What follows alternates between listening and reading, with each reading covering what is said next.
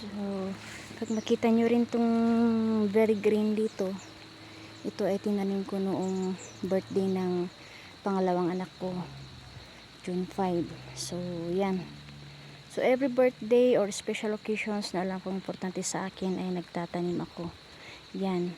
So, ang kasama nito ay yung langka. Yan, malaki na ngayon. So, pinatubo ko yan muna sa pot. Pinula ko muna yung bunga niyan, saktong may bisita noon. Yung langka na yan ay galing pa sa ibang lugar, yung buto lang niya yan. So bali dalawa yan, andun yung isa, yan. Ayan. So medyo malaki na rin yan. So buto pa yan, hindi siya grafted or anything, kaya maliit, medyo maliit pa siya. So June 5 ko yung inano yung buto, ngayon tumutubo na siya, na-transplant na siya. So yan yung inspiration ko. Sinishare ko to para sa mga gustong mayroong inspirasyon or maging kabuluhan ng bawat ng kanilang mahal sa buhay.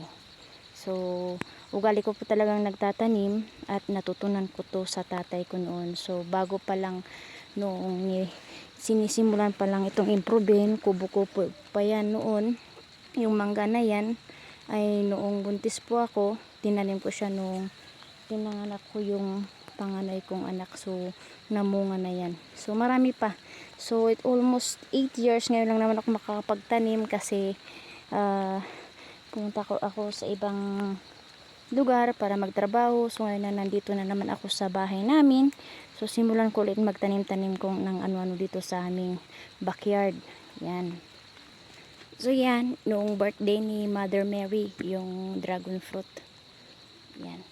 Tinanom ko yan noong birthday ni Mother Mary. Parang alaala ko rin sa kanya sa first time kong makidalo ng feast day ni Mother Mary.